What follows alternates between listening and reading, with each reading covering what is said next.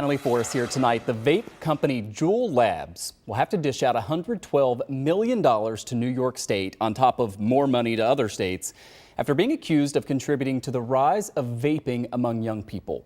New York State Attorney General Letitia James and 6 other states went after the company in court. The total payout is almost $500 million when you combine all the states and D.C. And now stores that sell Juul products have to keep them behind the counter and check ID. The company is also banned from having anyone under the age of 35 in their commercials and ads. The Attorney General said it's all about preventing minors from vaping. Taking a page out of Big Tobacco's playbook, Juul misled consumers about the health risk of their products. The e-cigarette company falsely led consumers to believe that its vapes were safer than cigarettes and contained less nicotine.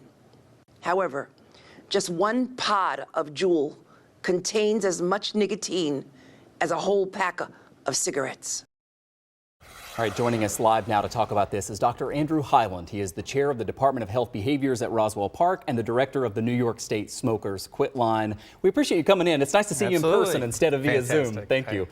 So this is a big settlement. It's a big dollar amount. And I want to ask you about, where that money is going to go, how significant this is. But first, there was something the AG said today that I think will startle people. 1 in 4 high schoolers said they vaped nicotine last year. I mean, this is a problem that continues at this very moment. Yeah, so youth vaping went from basically 0 maybe 10 years ago to about 28% in high schoolers. It's since turned the corner and it's going down, but it's still high, and that rise coincides with the popularity of Juul.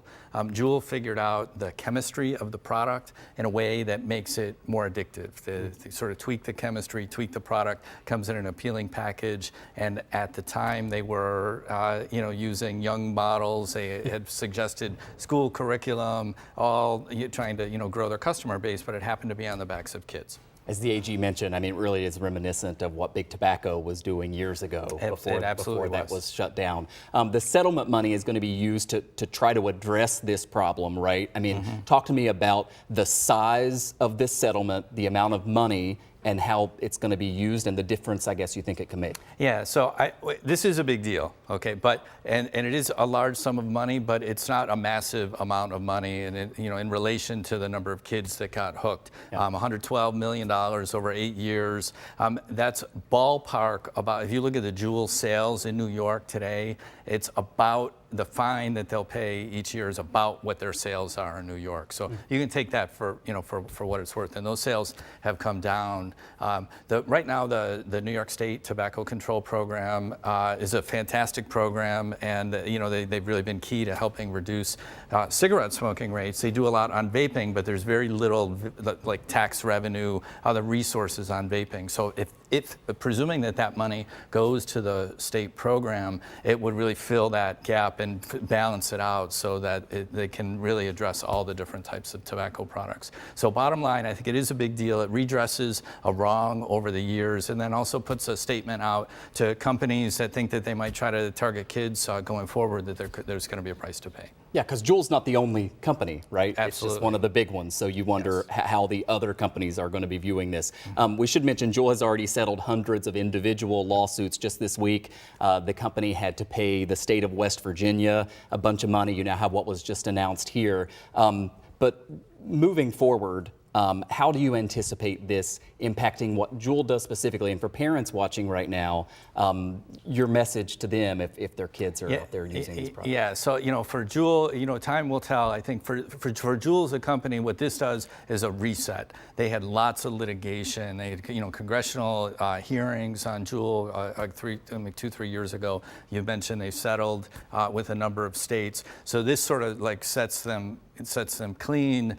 And then, going forward, I don't know. What we see with Juul's market share is it's in a free fall. Other brands, other companies are gaining market share, so that remains to be seen. But for Juul, that's why they would undertake some of this. And then, for parents out there, what we see with the vaping products today is that they are supercharged doses of nicotine. The kids that are vaping today are much more likely to be vaping every day, and that's a kind of it's an addiction. That's an addictive pattern. pattern. And the brands that kids are using now are changing. Brands like Elf Bar and Hyde come in fancy packages, and so there's a little bit of a whack-a-mole here. So I'm not sure what will be in store for Juul going forward as a company, but the vaping problem in kids still persists. And hopefully some of these resources can be used for public education and help people looking to get off tobacco to do so.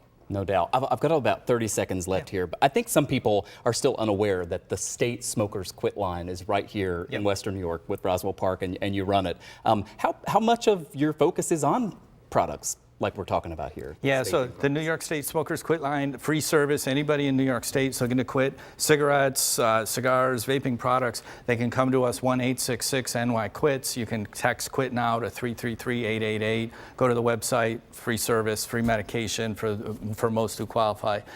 Most of the people that come to us are cigarette smokers. The vast majority of disease that we see at Roswell Park is caused by cigarette smoking, but increasingly, though, we're seeing more people that are vaping that are saying, they feel hooked. They lose that control and they want to try to do something about it. The Quitline is a resource that can help, among other resources. Absolutely. Dr. Andrew Hyland, thanks so much for coming in and helping us Absolutely. understand this settlement today. We appreciate it. Okay.